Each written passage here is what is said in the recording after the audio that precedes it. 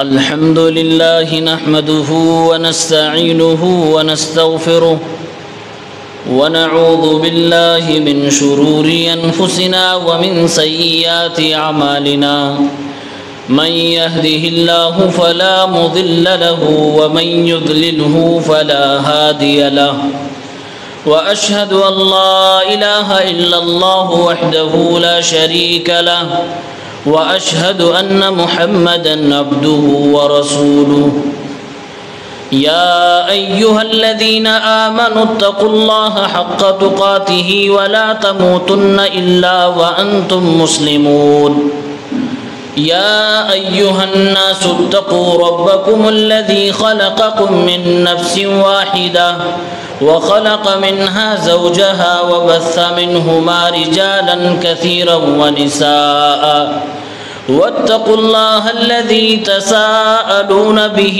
والأرحام إن الله كان عليكم رقيبا يا أيها الذين آمنوا اتقوا الله وقولوا قولا سديدا يصلح لكم أعمالكم ويغفر لكم ذنوبكم ومن يطع الله ورسوله فقد فاز فوزا عظيما أما بعد فإن خير الحديث كتاب الله وخير الهدي هدي محمد صلى الله عليه وسلم وشر الأمور محدثاتها وكل محدثة بدعة وكل بدعة ضلالة وكل ضلالة في النار أعوذ بالله من الشيطان الرجيم بسم الله الرحمن الرحيم اليوم أكملت لكم دينكم وأتممت عليكم نعمتي ورضيت لكم الإسلام دينا وقال النبي صلى الله عليه وسلم إياكم ومحدثات الأمور فإن كل محدثة بدعة وكل بدعة ضلالة. حاضرین مجلس، اسلامی بھائیوں، نوجوان ساتھیوں، عزیز بچوں، پردہ نشین ماں اور بہنوں،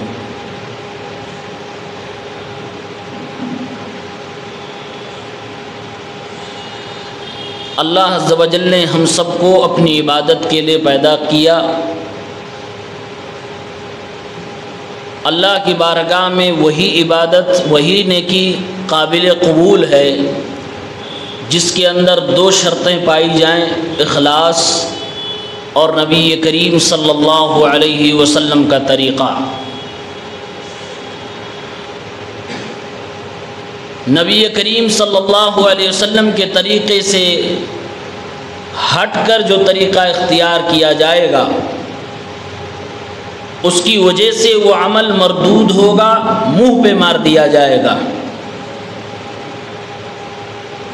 ایک طرف توحید ہے، دوسری طرف شرک، ایک طرف سنت ہے، دوسری طرف بدعت، ایک طرف اعتدال ہے، دوسری طرف انحراف.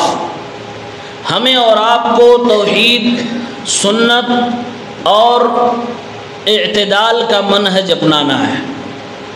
ہمیں شرک، بدعت اور انحراف، بے راہ روی سے دور رہنا ہے. بدعت کہتے کسے ہیں؟ اسی چیز کو لے کر اکثر بھائیوں اور بہنوں کو شبہ ہوتا ہے. بدعت کی ڈیفینیشن اگر سمجھ میں آ جائے تو بہت سارے مسئلے حل ہو جائیں گے. اس کی بہت ساری تعریفات کی گئی ہیں، پریبھاشائیں کی گئی ہیں، لیکن سب سے معتبر تعریف جو ہے وہ امام شاطبی رحمۃ اللہ علیہ کی الموافقات میں ہے. کہتے ہیں بدعت سب سے پہلے تو یہ چیز ایجاد ہوئی ہے تو اس میں پہلی شرط دیکھیے کہ یہ دین کے اندر کا معاملہ ہے یا دین کے باہر کا، دنیا کا معاملہ ہے. تو دین کے اندر کا معاملہ ہے. دوسری شرط دیکھیے کیا اسے نیکی اور ثواب سمجھ کے کیا جا رہا ہے؟ جی نیکی اور ثواب سمجھ کے کیا جا رہا ہے۔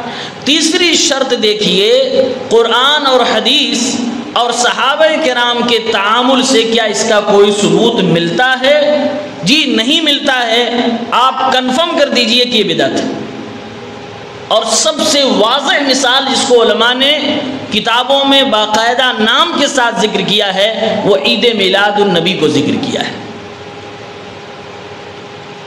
اس پریبھاشا پر اس کو پرکھ کر دیکھیے، یہ ایجاد شدہ ہے، یہ دین میں نئے نئے طور پر لانچ کیا گیا۔ پہلی شرط کیا ہے کہ یہ دین کے اندر ہے، دین کے باہر کی بات نہیں ہے۔ دوسری شرط یہ ہے کہ اس کو ثواب سمجھ کے کیا جا رہا ہے، تبھی اس کو ایک تیسری عید بلکہ بڑی عید کہا جا رہا ہے۔ اور تیسری شرط یہ ہے کہ قرآن و حدیث اور صحابہ کرام سے اس کا کوئی نام و نشان نہیں ملتا، کوئی اصل نہیں ملتی ہے، لہذا کنفرم ہے کہ یہ بدعت ہے۔ اب اس کا کرنے والا شخص بدعت کا مرتکب ہے۔ بدعت کوئی ہلکی چیز نہیں ہے۔ بہت سارے لوگ بدعت کو ہلکے میں لیتے ہیں اور کہتے ہیں یہ شرک تو نہیں ہے نا، بدعت ہے۔ بدعت کتنا بڑا پاپ ہے آپ اندازہ کریں۔ اللہ کے نبی صلی اللہ علیہ وسلم ہر جمعے کے خطبے میں اس بدعت کو کہہ رہے ہیں سب سے بدترین معاملہ اگر کوئی ہے تو بدعت کا معاملہ ہے۔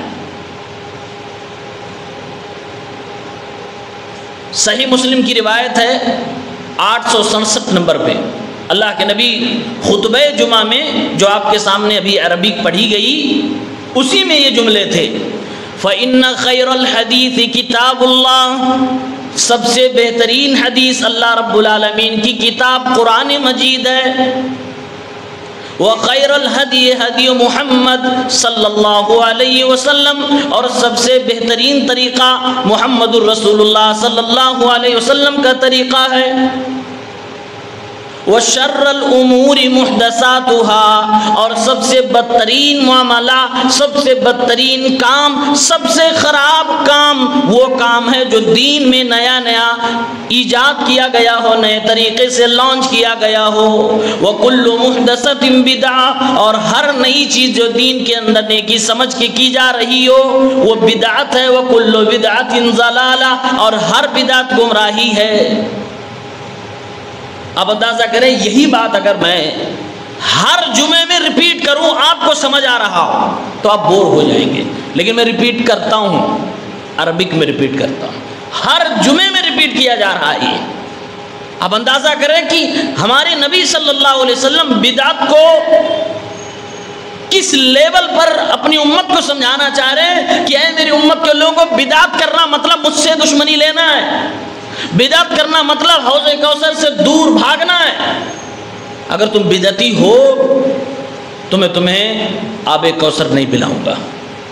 تم میری نظر میں، میری شریعت میں چوری کرنے والے ہو، ڈاکہ زنی کرنے والے ہو، اس کے اندر سینध لگانے والے ہو اگر بدعت کرتے ہو۔ اس لیے ہمارے نبی صلی اللہ علیہ وسلم ہر خطبہ جمعہ میں یہ بات علی الاعلان امت کے سامنے رکھتے ہیں۔ صحیح مسلم کی کتاب الامارہ کی حدیث ہے 1718 پر، من احدث فی امرنا ھذا ما لیس منہ فہو رد، جس نے میرے دین کے معاملے میں کوئی نئی چیز ایجاد کر دی اس کا وہ عمل قابل مردود ہے، اس کو رد کر دیا جائے گا، قبول نہ کیا جائے گا۔ من عمل عملا لیس علیہ امرنا فہو رد، جس نے کوئی ایسا عمل کیا جس پر میرا کوئی ثبوت نہیں، میری طرف سے کوئی پرمیشن نہیں، میری طرف سے کوئی دلیل نہیں ہے، دین کی طرف سے کوئی دلیل نہیں ہے، تو اللہ کی بارگاہ میں قبول نہ کیا جائے گا، رد کر دیا جائے گا۔ کوئی بھی بدعت ہو، ہر بدعت کے معاملے میں ہمارے نبی صلی اللہ علیہ وسلم اس کا رزلٹ آؤٹ کرتے ہوئے فرما رہے ہیں وہ ثواب نہیں دے گا بلکہ آپ کے منہ پہ مار دیا جائے گا۔ اب وہ چاہے عید میلاد النبی کی بدعت ہو، اور اہل السنہ والجماعہ کا اتفاق ہے کہ یہ بدعت ہے، اس کو کٹر شیعوں نے ایجاد کیا ہے جو آج سنی مسلمان کرتا پھر رہا ہے۔ اور یہ جلوس وغیرہ تو اسلام کا کانسیپٹ ہے ہی نہیں. صبح و شام نبی کا ہی نعرہ اگر لگایا گیا، نیت خالص ہے، محبت سے آپ چور چور ہیں، لیکن یہ طریقہ میرے نبی کا نہیں تھا، صحابہ کرام سے یہ طریقہ نہیں ملتا، لہٰذا یہ بدعت ہے. اس کا کرنے والا شخص نبی کریم صلی اللہ علیہ وسلم کی نگاہ میں گنہگار ہے. جب کسی سماج اور معاشرے کے اندر بدعت پنپتی ہے، بدعتیں کی جا رہی ہوتی ہیں کسی کے گھر میں، کسی کے سماج میں، محلے میں، تو اس کے برے اثرات ہوتے ہیں. جیسے کوئی پینڈیمک آئے، کوئی بیماری بڑی آئے، جو بیماری ایک آدمی سے دوسرے آدمی تک لگتی ہو، اس سے خطرناک بدعت ہوتی ہے جس کا اثر افراد پر، سماج پر، معاشرے پر پڑتا ہے. معاملہ یہ ہے کہ ہم اور آپ کے پاس شریعت کا علم کم ہے، جس کی وجہ سے ہم ڈکلیئر نہیں کر پاتے کہ یہ چیز بدعت ہے، یہ چیز سنت ہے، اس کا تعلق دین سے ہے، اس کا تعلق دین سے نہیں ہے.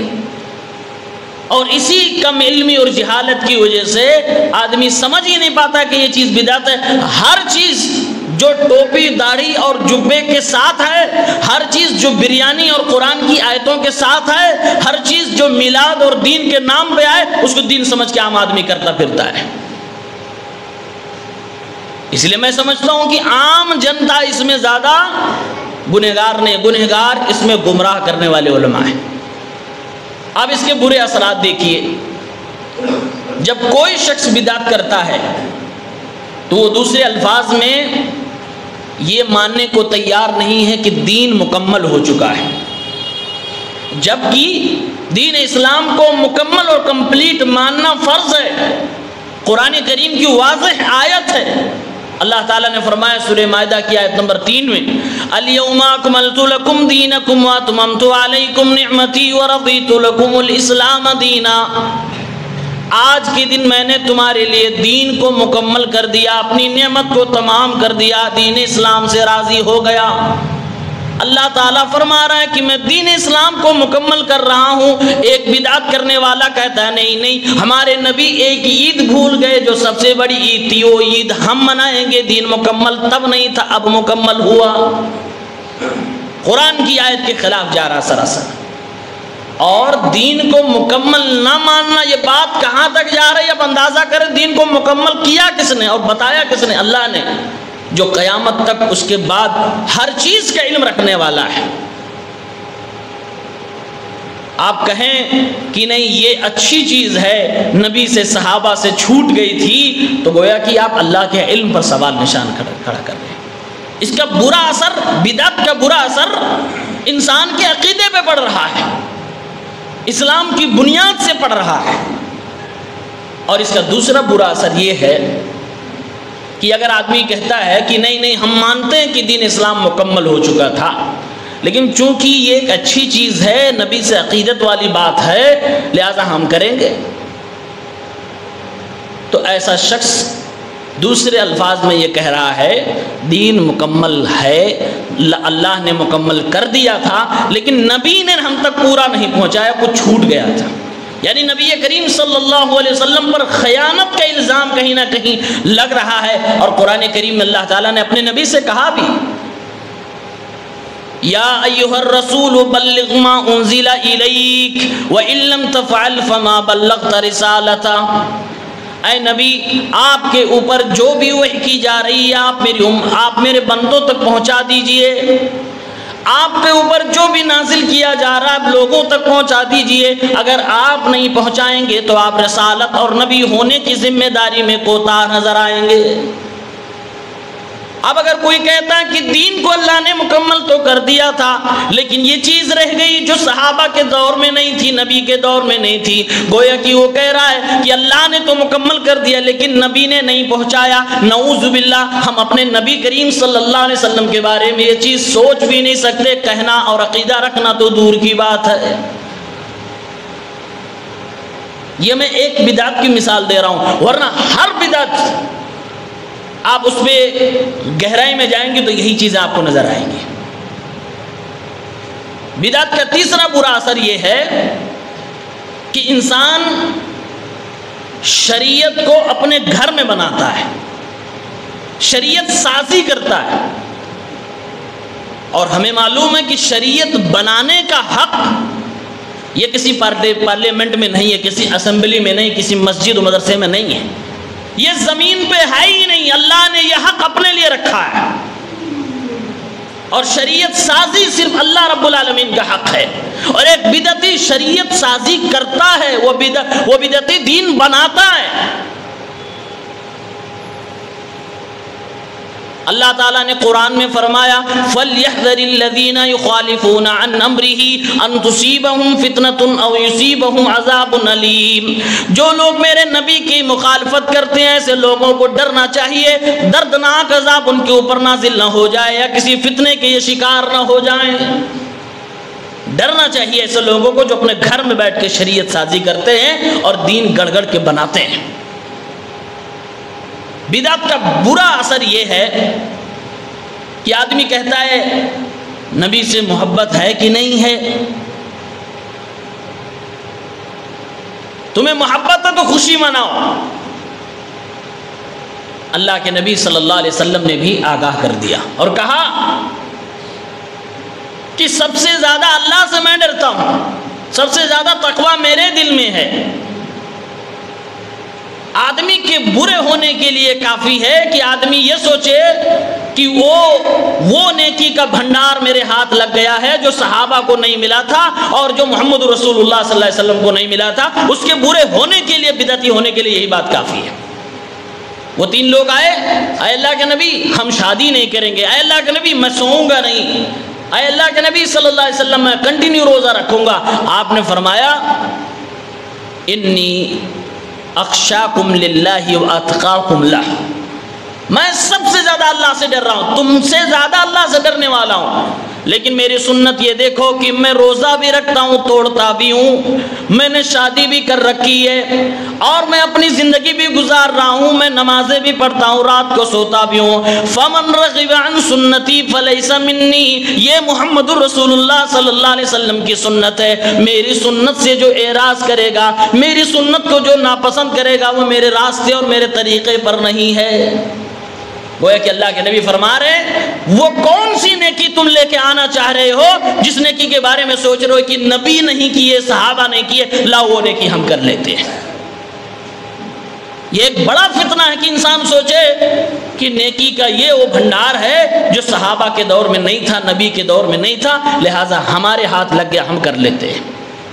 یہ بدعت ہے جو شیطان آپ کو وسوسے دے رہا کہ یہ نیکی ہے لیکن حقیقت میں بدعت ہے، گناہوں کا بھنڈار ہے۔ بدعت کا ایک برا اثر یہ بھی ہے، بلکہ میں سمجھتا ہوں کہ سب سے برا اثر یہی ہے کہ بدعتی شخص اپنے آپ کو حق اور سچ پہ سمجھتے ہوئے ہمیشہ کے لیے اپنے لیے توبہ کا دروازہ بند کر لیتا ہے۔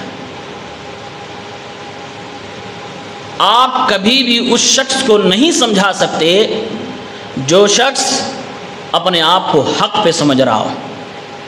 لاکھ دلیلیں آپ دے ڈالیے، وہ آپ کی بات نہیں سننے والا۔ بدعتی یہی کرتا ہے، آپ کے سامنے ایسی ایسی ایموشنل دلیلیں، بے تکی دلیلیں، ایسی ایسی دلیلیں دے گا، لیکن اپنی بدعت کے لیے وہ پوری طاقت سے آپ کے سامنے کھڑا ہو جائے گا۔ ایسے لوگوں کے بارے میں قرآن میں اللہ تعالیٰ نے ارشاد فرمایا قُلْ هَلْ نُنَبِّئُكُمْ بِالْأَخْسَرِينَ أَعْمَالًا الَّذِينَ ضَلَّ سَعْيُهُمْ فِي الْحَيَاةِ الدُّنْيَا وَهُمْ يَحْسَبُونَ أَنَّهُمْ يُحْسِنُونَ صُنْعًا۔ اے نبی آپ کہہ دیجئے آئیے کیا میں تم لوگوں کو ان لوگوں کے بارے میں بتاؤں جن کے پاس اعمال تو ہیں، کرتوت تو ہیں، لیکن وہ گھاٹے والے کرتوت ہیں، اس پر نیکیاں نہیں ملیں گی۔ وہ نیکیاں کرنے کے بعد سمجھتے تھے کہ ہم نے بہت بڑی نیکی کی ہے، جبکہ وہ نیکی ہوتی ہی نہیں تھی۔ یہ قرآن کریم سورہ کہف میں اللہ تعالیٰ نے جن لوگوں کے بارے میں اشارہ کیا ہے یہ وہی بدعتی لوگ ہیں جو نیکیاں سمجھ کے کوئی کام کر رہے ہوتے ہیں، جبکہ اللہ کی نگاہ میں اس کام کی کوئی ویلو ہی نہیں ہوتی ہے، کوئی اہمیت ہی نہیں ہوتی ہے۔ یہ تمام بدعت کرنے والوں لوگوں کا یہی حال ہوتا ہے۔ ضل سعیہم فی الحیاۃ الدنیا، ساری محنت دنیا کی زندگی میں جو کی گئی نیکی کمانے کے لیے، اللہ نے فرمایا رائیگاں ہے، برباد ہے۔ وَهُمْ يَحْسَبُونَ أَنَّهُمْ يُحْسِنُونَ صُنْعًا، اور یہ سمجھ رہے تھے، کیلکولیٹ کر رہے تھے کہ ہم نے بڑا اچھا کام کیا ہے۔ آپ پوچھ لیجئے کسی جلوس والے سے،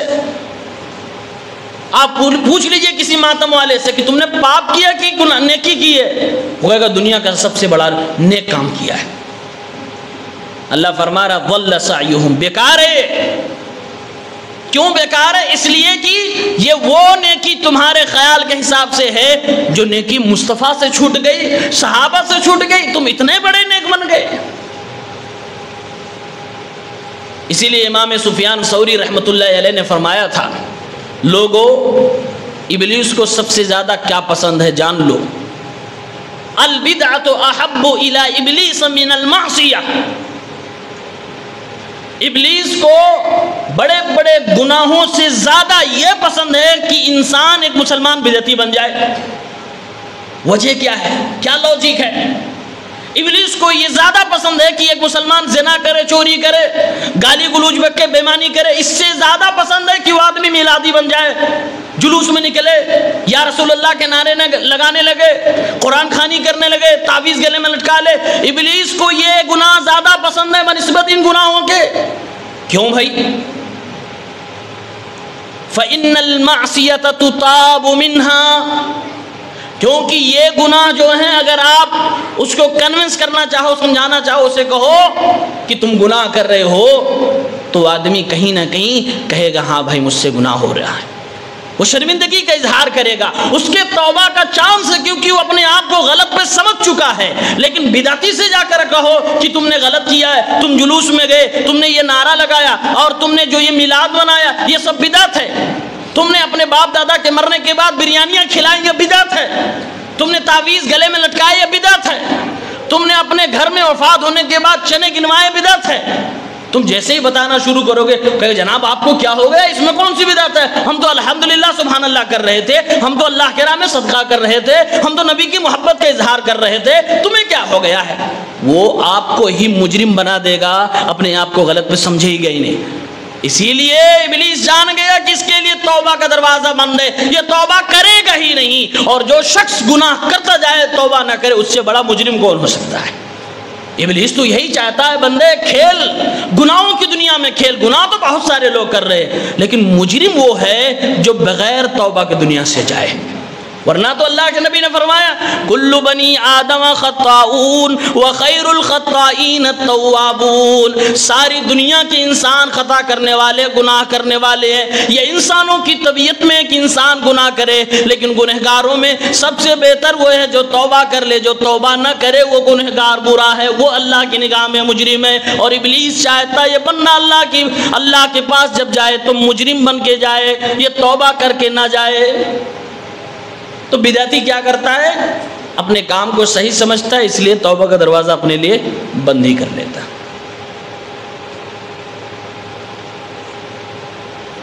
بدعت کا ایک برا اثر یہ بھی ہے کہ بدعت ہی سماج میں، خصوصاً مسلمانوں کے سماج میں، اختلافات کی جڑ ہے۔ یہی اصل میں تفرقہ بازی ہے، یہی اصل میں فرقہ واریت ہے۔ آپ جس کو چاہیں مرضی وہ کہہ دیں کہ تم فرقہ فرقہ فرقہ فرقہ کرتے ہو، لیکن اللہ کی قسم ہے جس دن آپ کو شریعت کا علم ہو جائے گا، آپ خود کہو گے اصل میں بدعتی لوگ ہی تفرقہ بازی کر رہے ہیں۔ نبی کی سنت سے ہٹ کے، نبی کی مخالفت میں تم کوئی کام نیکی سمجھ کے کر رہے ہو، یہی تو تفرقہ بازی ہے، یہی تو اپنی ٹولی لے کر الگ جانا ہے۔ اصل تفرقہ بازی یہی ہے، اصل اختلافات کو بڑھانے کی جڑ یہی ہے کہ انسان بدعت کو چھوڑ نہیں رہا ہے۔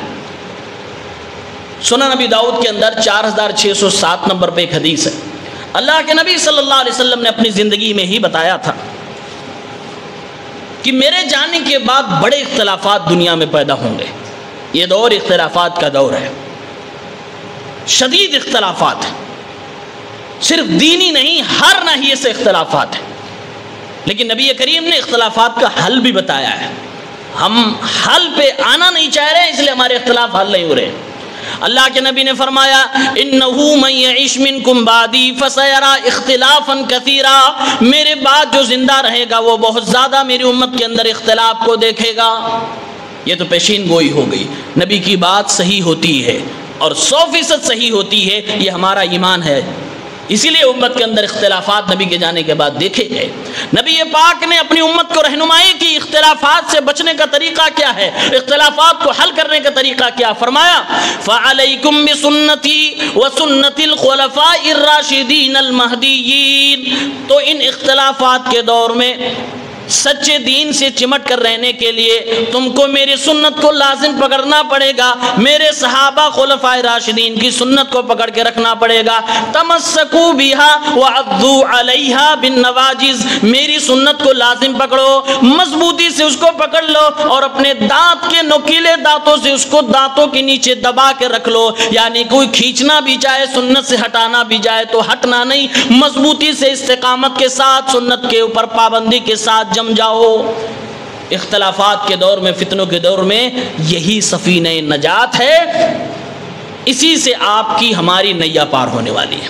اور اللہ کے نبی صلی اللہ علیہ وسلم نے اس کے فوراً بعد جو اختلافات کو بڑھانے کا ذریعہ ہے آپ نے فوراً اس کے لیے بھی آگاہ کر دیا اور فرمایا وَإِيَّاكُمْ وَمُحْدَثَاتِ الْأُمُورِ، اے میری امت کے لوگوں دین میں نئی نئی چیزوں کو ایجاد کرنے سے بچنا، ایجاد کی گئی نئی نئی چیزوں سے اپنے آپ کو بچانا۔ فَإِنَّ كُلَّ مُحْدَثَةٍ بِدْعَةٍ، ہر نئی چیز جو دین میں ثواب سمجھ کے کی جائے، صحابہ کے دور میں، نبی کے دور میں، قرآن و حدیث میں اس کا ثبوت نہ ہو، یہ بدعت ہے۔ وَكُلُّ بِدْعَةٍ ضَلَالَةٍ، اور ہر بدعت گمراہی ہے۔ یعنی کہ اللہ کے نبی نے فرمایا اختلافات کو دور کرنے کا حل یہ ہے کہ میری سنت کو پکڑو، صحابہ کرام کو پڑھو، صحابہ کرام سے سیکھو اور صحابہ کی زندگی کو اپناؤ، ان کے منہج کو اپناؤ، قرآن و سنت کو اپناؤ۔ اور اختلافات اگر حل نہیں کرنا چاہتے ہو، ایسے ہی لڑتے بڑھتے اپنی زندگی گزارنا چاہتے ہو تو بدعت تمہارے لیے ہے۔ اللہ کے نبی نے فرمایا میری تعلیم یہ ہے کہ بدعت کے قریب نہ جانا، بدعت گمراہی ہے اور گمراہی انسان کو جہنم کی طرف لے جائے گی۔ آپ نے دونوں راستہ بتا دیا، اپنی امت کو آپ نے بچانے کے لیے پوری ہدایت، پوری رہنمائی آپ نے دے دی ہے۔ آج ہماری حالت کیا ہے؟ کوئی آپ بتا سمجھا کے دیکھ لیے، کوئی سمجھنا چاہ رہا ہے کسی مسئلے پہ، آپ بتائیے کہ یہ چیز بدعت ہے۔ کیوں بدعت ہے؟ بھائی صحابہ کرام نے ایسا نہیں کیا، بھائی قرآن میں یہ چیز نہیں ہے، نبی پاک صلی اللہ علیہ وسلم کی حدیث میں یہ چیز موجود نہیں ہے، بدعت ہے یہ۔ اللہ کے نبی نے کہا چھوڑ دو، بدعتی ماننے کو تیار نہیں، بدعت اس کو چھوڑنے کو تیار نہیں۔ اصل تفرقہ بازی یہی ہے کہ انسان بدعت پہ کنٹینیو لگا رہے، اس سے زیادہ برا اثر کیا ہو سکتا ہے؟ بدعت کا ایک برا اثر یہ بھی ہے کہ جب کوئی انسان یا کوئی گھر، کوئی افراد، کوئی معاشرہ کسی ایک بدعت کو لانچ کرتا ہے تو بدعت بڑی منحوس ہے، وہ جہاں آتی ہے وہاں سے ایک سنت کو اریز کر دیتی ہے، سنت کو غائب کھا جاتی ہے۔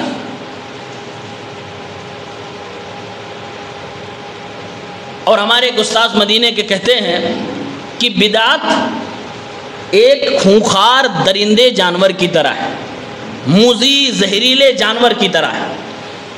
آپ اس کو چھوٹا سمجھ کے اپنے گھر میں، اپنے معاشرے میں لے کے آؤ گے کہ چلو اس سے کیا ہوتا ہے، کھلاؤ گے، پلاؤ گے، دودھ کھلاؤ گے، کھانے کی چیزیں کھلاؤ گے، پالو گے، پوسو گے، بڑا ہونے کے بعد آپ ہی کا وہ شکار کرے گا۔ کب بدعت اسی ہی ہے، انسان اس کو ہلکا سمجھتا ہے اور اس کے بعد اپنے بیوی بچوں میں، گھر میں دیکھ کر اس کو برداشت کرتا ہے، جبکہ نہیں کرنا چاہیے، اس کو سدھارنے کی کوشش کرنا چاہیے۔ اور بعد میں وہ بدعت بڑھتی جاتی ہے، بڑھتی جاتی ہے، بڑھتی جاتی ہے، یہاں تک کہ اس کے دین پر حملہ آور ہو کر اس کے دین کو کھا جاتی ہے۔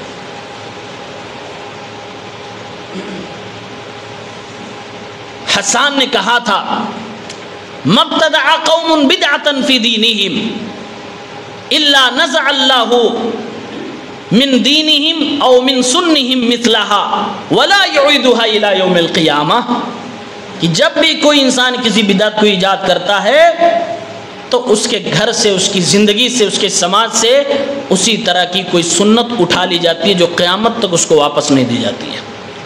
آپ اندازہ کریں، اگر ہم اور آپ کسی بدعت میں مبتلا ہیں، گہرائی سے آپ دیکھیں، کسی عالم سے جا کر دیکھیے، پوچھئے، آپ کی زندگی سے کوئی اہم سنت اٹھا لی گئی ہوگی، اللہ تعالیٰ نے اس بدعت کی نحوست سے آپ کی توفیق چھین لی ہوئی کہ آپ اس سنت پہ عمل کر سکیں۔ بدعتی لوگ دیکھیے کتنی سنتوں کی دھجیاں اڑاتے ہیں، بے شمار بدعتیں ہمارے سماج کے اندر ہے۔ بدعت کی ایک نحوست یہ بھی ہے کہ جب انسان بدعتی ہو جاتا ہے اور بدعت کے بارے میں کچھ نالج بھی لے لیتا ہے، اور پھر جب آپ سے کسی سنت پہ عمل کرنے والے سے بحث کرنے لگتا ہے اور آپ کہتے ہیں دلیل دو اپنے اس کام پر، تو کہتا ہے اچھا ٹھیک ہے، پھر وہ دلیلیں بھی لاتا ہے، کہاں سے؟ قرآن سے، کہاں سے؟ نبی کریم صلی اللہ علیہ وسلم کی حدیث سے۔ تعجب اس سے زیادہ کیا ہو سکتا ہے کہ جس عید میلاد کو کٹر شیعہ فاطمی خلفاء نے، راجاؤں نے رائج کیا تھا، نکالا تھا، لانچ کیا تھا، نبی کے زمانے کے کئی سو سال کے بعد جس کی پیداوار ہوئی ہے، آج کے مولوی قرآن سے دلیل دے رہے ہیں، دیکھو عید میلاد نبی منانے کی یہ قرآن سے دلیل ہے، حدیث نبوی کو پیش کر رہے ہیں، دیکھو حدیث سے یہ دلیل ہے عید میلاد النبی منانے کی۔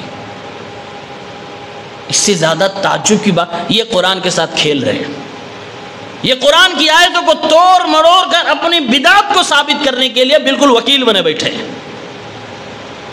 جھوٹ پہ جھوٹ بولے جا رہے ہیں، نبی کریم صلی اللہ علیہ وسلم کا نام لے کر جھوٹ بول رہے ہیں تاکہ ان کی بدعت پروموٹ ہو جائے اور کوئی آدمی انگلی نہ اٹھائے، اور باقاعدہ اس کے لیے خرچے کیے جا رہے ہیں، بہترین قسم کے بالکل زرق برق انداز میں ٹی وی سجایا جا رہا ہے اور اس پر دلائل پیش کیے جا رہے ہیں، کوئی تو کتاب لکھ رہا ہے کہ بدعت کیوں منانا چاہیے۔ ایسی بے تکی دلیل ہے۔ ایک بہت مشہور سوشل میڈیا کی دنیا پر مولوی بدعتی میلاد منانے والا شخص کہتا ہے کہ ہم میلاد اس لیے مناتے ہیں کیونکہ ہم سنیوں کی قسمت میں لکھا ہے۔ یہ کوئی دلیل ہے؟ ایسے تو ہر گناہ کرنے والا کہتے ہیں میری قسمت میں لکھا ہے اس لیے ہم کرتے ہیں، یہ دلیل بن گئی۔ مشرکین مکہ نے شرک کیا، جب کہا گیا تم مشرک ہو کیوں نہیں حق قبول کر لیتے، کہتے ہیں کہ اگر اللہ چاہتا تو ہم شرک نہ کرتے، یعنی ہماری قسمت میں شرک لکھا تھا تو ہم نے کیا، وہی دلیل یہ دے رہے ہیں۔ یہ بے انتہائی درجے کی بے تکی دلیل ہے۔ دوسرا کہتا ہے میلاد کا مطلب ہوتا ہے برتھ ڈے، اور سچ میں میلاد کا مطلب ہوتا ہے برتھ ڈے منانا۔ کہا کہ میلاد مطلب برتھ ڈے منانا، برتھ ڈے مطلب جو پیدا ہوا ہے اس کی خوشی میں کچھ ہم لوگ کرتے ہیں، تو نبی کا میلاد منانا مطلب یہ ہوا کہ ہم نبی کو خدا نہیں مانتے ہیں، یعنی کہ اصل توحید تو یہی ہے۔ بات سمجھ آئی؟ بہت بے تکی ہے۔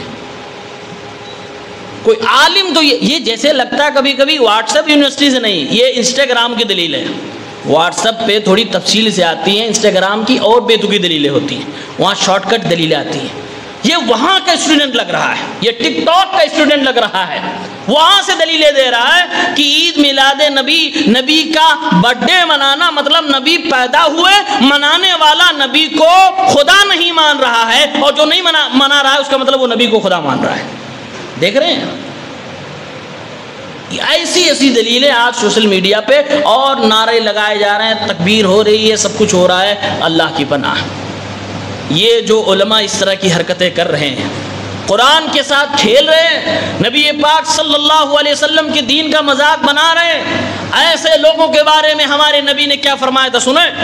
ابن ماجہ کتاب الفتن کی روایت ہے، آپ صلی اللہ علیہ وسلم نے فرمایا تھا اللہ کے نبی صلی اللہ علیہ وسلم نے ارشاد فرمایا تھا، اے میری امت کے لوگوں، مجھے تمہارے اوپر ایک فتنے کا خطرہ ہے۔ اللہ کے نبی فرماتے ہیں کہ گمراہ کرنے والے علماء آ جائیں گے، گمراہ کرنے والے امام آ جائیں گے، گمراہ کرنے والے اسکالر آ جائیں گے، دین کے نام پہ آپ کا امام بن کر آپ کے دین کا سودا کریں گے، آپ کو گمراہ کریں گے، خود گمراہ ہوں گے، دوسروں کو گمراہ کریں گے۔ اللہ کے نبی فرماتے ہیں مجھے اس بات کا ڈر ہے یہ فتنے کے شکار تم نہ ہو جانا۔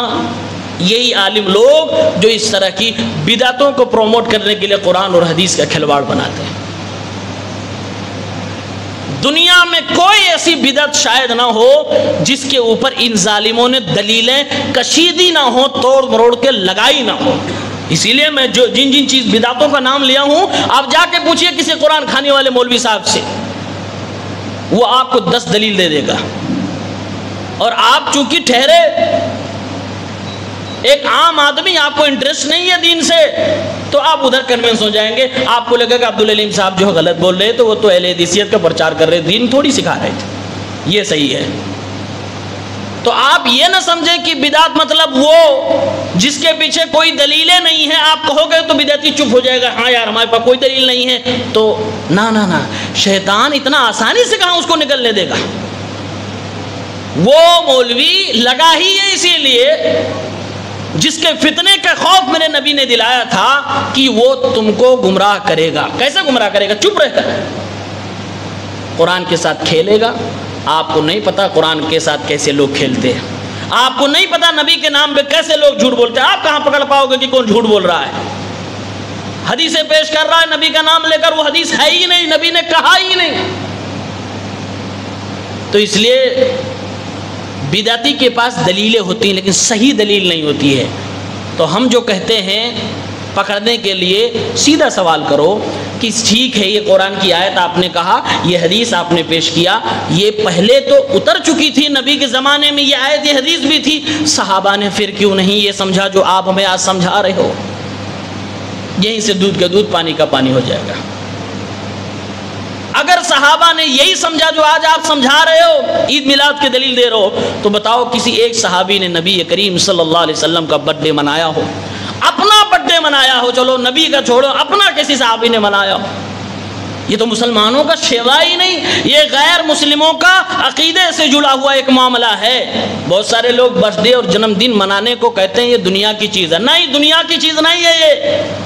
آپ جس کرسچینٹی کے لگائے گئے نشانے پر، اس کے قدم پر، اس کے چبائے گئے لقمے کو کھا کر اپنے آپ کو تہذیب یافتہ سمجھ کر برتھ ڈے منا رہے ہیں، اللہ کی قسم یہ صرف ان کی دنیا کا معاملہ نہیں ہے، اس کے پیچھے عقیدہ ہے۔ ہم نے ایک اسپیشل اس کے اوپر خطبہ دیا ہے کہ جنم دن منانا کیوں اسلام میں غلط ہے۔ اس میں ہم نے بتایا ہے کہ اس کے پیچھے کیا عقیدہ چھپا ہوا ہے۔ وہ لوگ ڈرتے ہیں، مسلمان کون بری آتماؤں سے ڈرتا ہے کہ یہ بری آتمائیں ہمارے بچوں کو نقصان پہنچا دیں گی؟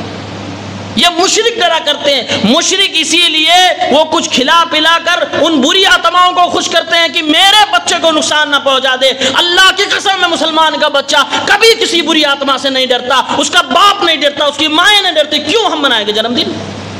یہ وہ تو مشرک منائیں گے جو بری آتما شیطانوں سے ڈر۔ ہمارے پاس تو دعائیں ہیں، ہماری ماؤں کو آیت الکرسی یاد ہے، ہمارے نبی صلی اللہ علیہ وسلم نے ہمیں اور آپ کو نظر بد سے بچنے کی دعا سکھائی ہے، ہمارے نبی نے اپنے حسن و حسین کی تربیت کی ہے، دم کیا ہے، وہ ساری چیزیں ہمیں دے دی۔ یہ مسلمان کب سے بری آتماؤں سے ڈرنے لگا؟ یہ بری آتما ہے، بری آتما خود پھنسی ہوئی ہے، وہ اپنی دنیا میں پریشان حال ہے، وہ تمہارے بچوں کو کیا بگاڑ لے گی۔ لیکن ہاں ڈر بھی کوئی چیز ہوتی ہے، انسان کو ڈر ستائے جا رہا ہے، ڈر ستائے۔ نیا گھر بنا لیا، قرآن خوانی نہیں کریں گے، گھر کے اندر پریشانی آ جائے گی، لاؤ جنات صاحب کو خوش کر دیں اور یہ جنات پریشان کرے، کھلا پلا دو۔ کیا سب تماشا ہے یہ؟ عقیدہ کمزور، نالج نہیں، ہر جگہ ٹھگے جائیں گے اور گمراہ ہو جائیں گے۔ اللہ تعالی ہم سب کو سیکھنے کی توفیق دے۔ تو یہ بہت برا اثر سماج پہ پڑتا ہے کہ ایک دین کا جانکار دین کے ساتھ کھیلنے لگتا بدعت کو بچانے کے لیے۔ بدعت کا ایک برا اثر یہ بھی ہے کہ ایک بدعتی شخص جب بدعت کے معاملے میں پھنس جائے گا تو پھر وہ دین پہ عمل نہیں کرتا، پھر وہ اپنے من کے مطابق چلتا ہے۔ آپ اسے نہیں سمجھا سکتے. اور یہ میں قرآن کی آیت کی روشنی میں کہہ رہا ہوں. اللہ تعالیٰ نے قرآن میں کہا اللہ کے نبی صلی اللہ علیہ وسلم سے, اے نبی صلی اللہ علیہ وسلم, آپ کو قرآن دیا گیا, قرآن کی تشریح آپ کر رہے ہیں, بیان کر رہے ہیں. اگر آپ کوئی بات کہیں اور کوئی آدمی آپ کی بات نہیں مان رہا ہے تو نبی پریشان نہ ہو, وہ میرا پجاری نہیں ہے, وہ اپنے نفس کا پجاری ہے. فَإِن لَّمْ يَسْتَجِيبُوا لَكَ فَاعْلَمْ أَنَّمَا يَتَّبِعُونَ أَهْوَاءَهُمْ. اے نبی, اگر یہ آپ کی باتوں پہ جواب نہیں دے رہے ہیں, آپ کی بات نہیں مان رہے, تو آپ جان لیجئے کہ یہ اپنے نفس کی بات مان رہے ہیں, اپنے من کی بات مان رہے ہیں. ان کے لیے دین کوئی اہمیت نہیں رکھتا ہے.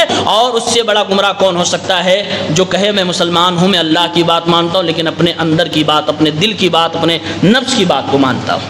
مسلمانوں کا دل اللہ کا غلام ہے, مسلمانوں کے دل اللہ کی انگلیوں کے درمیان ہیں. یقلب کیف یشاء. اللہ مسلمانوں دنیا والوں کے دلوں کو جیسے چاہتا چلاتا ہے. ہم اور آپ تو غلام ہیں اللہ کے, اور اس غلامی پہ ہمیں شرف حاصل ہے, ہمیں فخر ہے کہ ہم غلام ہیں اللہ کے. اسی لیے ہم عبداللہ, عبدالرحمن, عبدالعلیم, عبدالعظیم ہے, کیونکہ اس کا معنی ہی ہوا ہے علیم کا غلام, اللہ کا غلام, رحمان کا غلام, غفار کا غلام. یہ عبدال والے ناموں کا یہ مطلب ہی ہوتا ہے کہ اس کا غلام, اللہ کا غلام. اس غلامی پہ تو ہمیں فخر ہونا چاہیے. یہ بہت برا اثر دیا جا رہا ہے. یہ لوگ ہوا پرست, یعنی من کی بات. کبھی کسی بدعتی سے آپ جا کے ڈیپلی بحث کر کے دیکھیے, اگر اس کے پاس دلیلیں نہیں ہیں, 3 منٹ کے اندر, 2 منٹ کے اندر وہ آپ کو تو طلاق پہ آ جائے گا, گالیوں سے بات کرنے لگے گا. آپ اس سے علمی بات نہیں کر سکتے, کیونکہ اس کے نزدیک دین کی کیا اہمیت ہے. وہ پھنس گیا, پھنسنے کے بعد وہ فوراً گالیوں پہ آئے گا. یہ قرآن نے نشانی بتائی ہے کہ یہ نفس پرت. اور بدعت کا برا اثر سماج اور معاشرے پر, یہ 10واں برا اثر ہے, آخری, کہ اس سے ہماری نسلیں برباد ہو جائیں گی. ہماری نسلوں کو پتہ ہی نہیں چلے گا اصلی دین کون سا ہے, ڈپلیکیٹ کون سا ہے.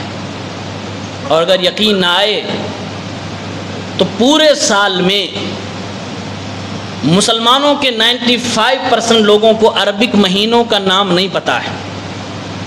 اگر پوچھیں کہ عربک مہینوں کا نام آپ بتا دیجئے, نہیں پتہ ہے. لیکن سال بھر میں کتنی چیمپئن بدعتیں کی جاتی ہیں بچہ بچہ جانتا ہے. محرم میں آئے گا تو اس کو مجلسوں کے نام پتہ ہے, 10 کو کیا ہوگا, پھر 40ویں کیا ہوتی ہے, سب پتہ ہے اس کو. سفر آئے گا تو اس میں نحوست کے بارے میں اس کو معلوم ہے پورا. ربیع الاول آئے گا, اس کو میلاد کے بارے میں پتہ ہے. ایسے ہی رجب آ جائے گا, اس کے کنڈوں کے بارے میں پتہ ہے. شعبان آ جائے گا, اس کو شبرات کے بارے میں پتہ ہے. سال میں جو بڑی بڑی بدعتیں سرکولیٹ کر رہی ہیں بچوں کو پتہ ہے, عورتوں کو پتہ ہے, جو سال بھر کسی اجتماع میں نہ جائیں, کسی جمعہ میں نہ جائیں, کوئی بیان نہ سنیں, ان کو بھی وہ بدعتیں پتہ ہے. صحیح بات کسی کو نہیں پتہ, سنا ہی نہیں ہم نے, جانا ہی ہم نے.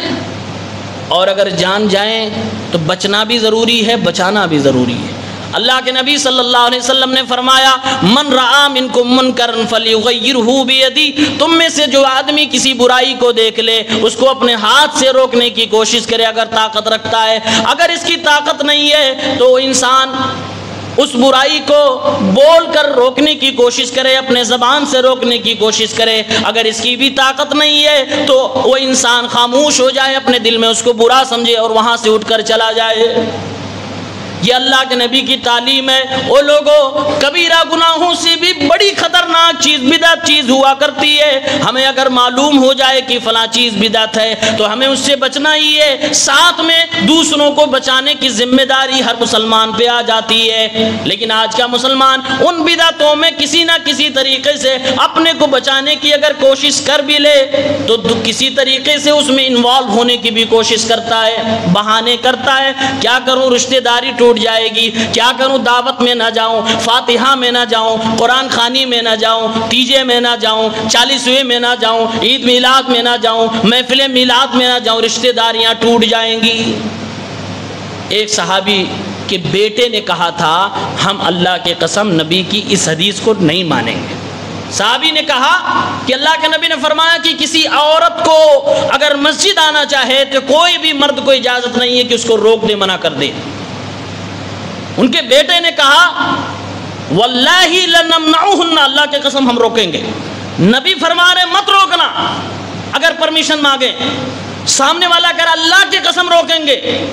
باپ نے نبی کی سنت کی غیرت میں اپنے بیٹے کے سینے پہ ہاتھ مارا اور ایسی ڈانٹ لگائی، راوی کا بیان ہے کہ میں نے پوری زندگی اس طرح ڈانٹتے ہوئے ان کو نہیں دیکھا تھا، اور جب تک زندہ رہے اپنے اس بیٹے سے بات چیت نہ کیا۔ آج ہم بدعت میں بہانہ بنا لیتے، رشتہ ٹوٹ جائے گا، قرآن کھانی ہے، نہیں کھائیں گے تو بریانی بھی چاہیے اور اہل سنت بھی بن کے رہنا ہے۔ بھائی دونوں میں سے ایک ہی چیز ملے گی۔ مجھے پتا ہے لوگ جنم دن منا کے بریانیاں توڑ رہے ہیں، گوشت کھا رہے ہیں، عقیقہ نہیں کیا ہے، چھٹی کیے بیٹھے، بوڑھے ہو جائیں گے، جب ان کے نکاح کا وقت آئے گا تو کسی مولوی سے فتویٰ پوچھنے، مولانا صاحب ہمارا عقیقہ نہیں ہوا تھا، اپنی نکاح میں اپنا عقیقہ کر لیں۔